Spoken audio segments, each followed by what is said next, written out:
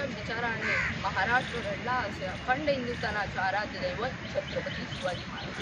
वयाच्या अवघ्या 32व्या वर्षी भिड्या छातीने मृत्यूशी झुंज देणारे छत्रपती संभाजी महाराज. त्यांनी शिवरायांना घडविले वाढविले त्या राजमाता जिजाऊ आणि ज्यांनी लिहिलेल्या संविधानावरती आजही संपूर्ण देशाची व्यवस्था चालते ते भारतीय राज्यघटनेचे शिल्पकार डॉक्टर बाबासाहेब आंबेडकर या सर्व महान मानवांना वंदन करून येथे जमलेल्या सर्व मान्यवरांना माझा नमस्कार. शब्द नवे हे तर शस्त्र आहे. लेखणीचा प्रत्येक वारा अस्त्र आहे. राजसत्ता हादरते जिथे ओळ म्हटते क्रांती तेच लेखणी भासते. न्याय अन्यायांचा हिशोब करते. दबलेल्या आवाजांना ती उभारी देते. पिढ्यांमधला अंधार ती दूर करते. लेखणीच समाजाला दिशा देते. लेखणी ही केवळ लेखनाची साधन नसून ती विचारांची आणि परिवर्तनाची शक्ती आहे. मित्रांनो, ज्या काळात एक साधं वाक्य बोलणंही गुन्हा मानलं जात होतं त्या काळात एका व्यक्तीने लेखणी उचलली. ती लेखणी ब्रिटिश साम्राज्याला हादरवणारी ठरली. स्वराज्य हा माझा जन्मसिद्ध हक्क आहे आणि तो मी मिळवणारच या ज्वलंत घोषणेने एका झोपल्या देशाला जागत होती. पहिली घोषणा सर्वात जुनाई आहे. बंदुकीतून नाही आहे. ती आई एका पत्रकाराच्या लेखणीतून. ते महामानव म्हणजे लोकमान्य बाळ गंगाधर टिळक त्यांनी शब्दाचं साम्राज्य ऐकलं व लेखणीला शस्त्र बनवलं. लोकमान्य टिळकांनी लिहिलेले एक एक वाक्य म्हणजे समाजात पेरलेले एक पीक होतं. कधी ते विचारांचं झाड झालं तर कधी बंडाचं वादळ तर कधी जनतेच्या मनात पेटले स्वराज्याची मशाल.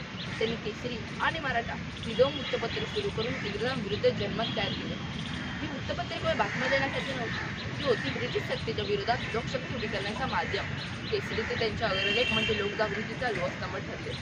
टिळकांचे लेखन केवळ राजकारणापुरते मर्यादित नव्हते. त्यांनी धर्म संस्कृती समाज शिक्षण यावरही विपुल लेखन केले. त्या काळी धर्म म्हणजे कर्मकांड रूढी अंधश्रद्धा जाती अस्पृश्यता समाजाला पोचवत होती. तेव्हा मंडळीच्या तुरुंगात बसून त्यांनी गीता रहस्य धार्मिक ग्रंथावर आधारित लेखन केले. हे लेख युवकांना कर्तव्याच्या वाटेवर चालण्यास प्रेरणा देत होते. धर्म म्हणजे केवळ पूजा अर्चा नव्हे तर धर्म म्हणजे कर्तव्य हे त्यांनी गीता रहस्याचे स्पष्ट केले. तत्कालीन भारत हा जातीमध्ये विखुरलेला होता. ब्रिटिश धोरण डिवाइड अँड रूल म्हणजे फोडा आणि राज्य करा चालू होते. टिळकांनी याला सार्वजनिक स्तरांच्या माध्यमातून उत्तर दिले. जन्मोत्सव व शिवजयंती हे टिळकांसाठी धार्मिक कार्यक्रम नव्हते. ते होते जनजागृतीचे संघटनांचे व राष्ट्र निर्मितीचे सशक्त हत्यार. त्या काळी स्त्रियांचे शिक्षण विरुद्ध मानलं जात होतं. विधवांचे पुनर्विवाह अशक्य मानलं जात होतं. टिळकांनी हे स्पष्ट टिळकाच्या विरोधात मांडलं. त्यांनी लिहिलं समाजाला बलवान बनवायचं असेल तर स्त्रियांना शिक्षण व संधी द्यावीच लागेल. त्यांनी स्त्रियांना सांस्कृतिक निर्माता मांडलं. त्यांच्या सशक्तीकरणासाठी विचार केले. टिळकांची लेखणी बुद्धीला आव्हान करणारी व मनाला जागवणारी होती. त्यांनी शास्त्रशुद्ध पद्धतीने समाजातील अनिष्ट रूढी अंधश्रद्धा जाती विषमता यांच्यावर प्रहार केला. त्यांनी स्वदेशी वस्तूंचा प्रचार लेखणीतून केला. ते म्हणाले स्वदेशी वस्त्र घाला, स्वदेशी विचार करा व स्वदेशी आत्मा जपा. त्यांच्या या लेखणीने लोकांनी परकीय जायला व भारतीय कारागिरांना बळ मिळालं व स्वतःच्या पायावर उभं राहणं शिकवलं. एके प्रसंगी टिळकांनी असे दिले, जोपर्यंत जनतेला आपले हक्क माहीत होत नाही तोपर्यंत ते मागत नाही व जोपर्यंत ते मागत नाही तोपर्यंत शासन त्यांना ते देत नाही. अशा चैतयिक टिळकांनी लोकांच्या रक्ताची क्रांतीचे तापमान वाढवलं. पण मित्रांनो, टिळकांच्या स्वराज्याचे स्वप्न आपण खरंच पूर्ण केलं का?